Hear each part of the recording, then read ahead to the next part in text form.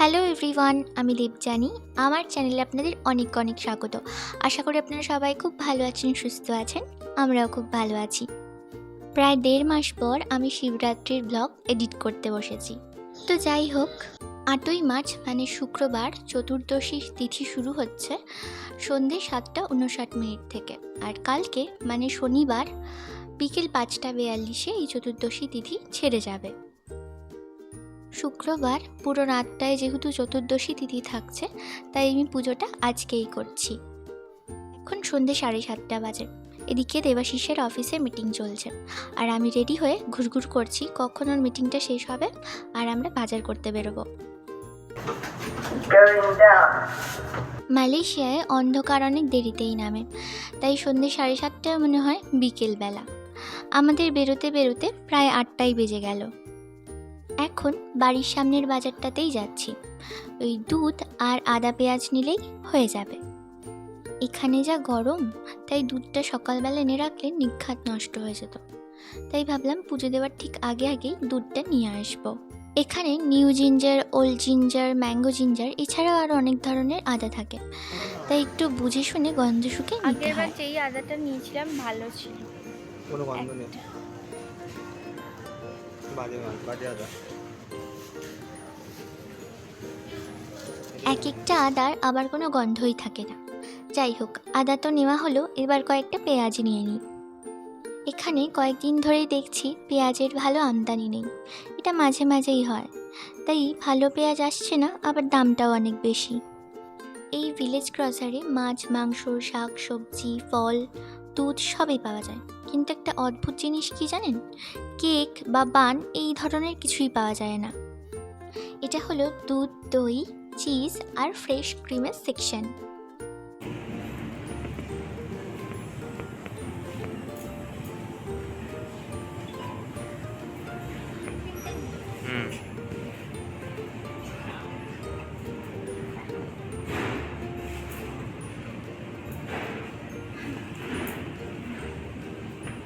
যেই দুধটা আমরা বাড়িতে খাই সেটাই নিয়ে নিয়েছি। কিন্তু একটা ভালো ব্যাপার কি জানেন? 2 দিন হলো এই সর্ষের তেলটা এসেছে, আর এটা আমি শিবরাত্রির জন্য আলাদা করে রেখে দিয়েছি। আমাদের বাড়ির আশেপাশের মার্কেটগুলোতে সর্ষের তেল পাওয়া যায় না, তাই জন্য সর্ষের তেলটা আমরা অনলাইনেই অর্ডার করি। আমাদের বাড়িতে তো ঠাকুরের জন্য থালা, বাসন, সর্ষের তেল, এমনকি ওভেনও আলাদা করে তোলা থাকে, কিন্তু বাইরে এসে এখনও এত কিছু আলাদা করে তোলা সম্ভব হয়নি। তাই এবার বাড়ি থেকেই ঠাকুরের জন্য একটা থালা, গ্লাস আর একটা প্রদীপদানি নিয়ে এসেছি। কিন্তু একটা বড় পাত্র আনতে একদম ভুলে গেছি, যেটার মধ্যে শিব ঠাকুরকে বসিয়ে শিবের মাথায় জল ঢালতে পারবো। তাই এবার বাড়ি গেলে আরও কয়েকটা জিনিস মনে করে নিয়ে আসতে হবে।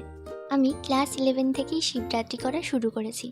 তখন থেকেই আমি নির্জলা উপোস করি। তবে লাস্ট 5 বছর ট্রেনে বাসে জার্নি করে অফিস যেতে হতো, তাই এই 5 বছর আর নির্জলা উপোস করা হয়নি।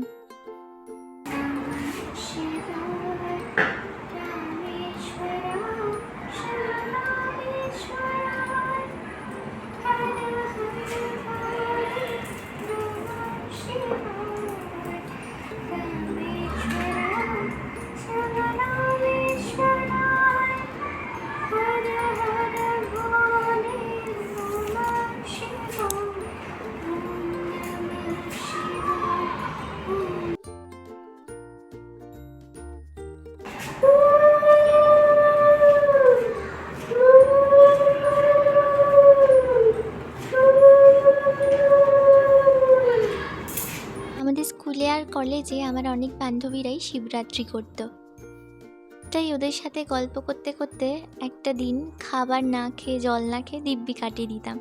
সারাদিন যে কিছু খাইনি সেসব কিছু মনেই হতো না। তারপর সন্ধেবেলা বাড়ি এসে মায়ের সাথে মন্দিরে যেতাম। আমাদের ব্যারাকপুরের বাড়ির সামনে লাল বাবা আশ্রম আছে, সেখানে বিশাল বড় করে শিবরাত্রি হয়। মন্দিরে যারা পুজো দিতে যেত সকলেই 5টা করে ফল নিয়ে যেত, আর শিব ঠাকুরের সামনে থেকে একটা ফল তুলে নিতে হতো। সত্যি সেই দিনগুলো ভারী মজার ছিল। মালয়েশিয়ায় আমি আকন্দ ফুলের মালা, ধুতুরা ফুল, বেল কিছুই খুঁজে পাইনি।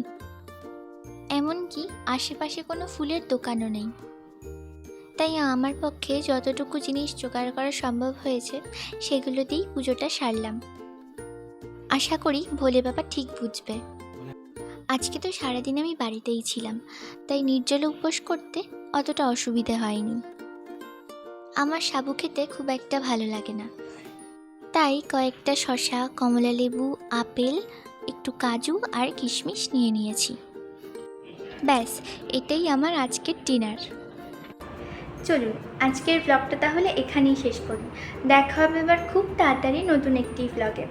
ভিডিওটা ভালো লেগে থাকলে প্লিজ একটা লাইক করে দেবেন, আর ভিডিওটা যদি আমার ফেসবুক পেজ থেকে দেখে থাকেন পেজটা একটু ফলো করে দেবেন।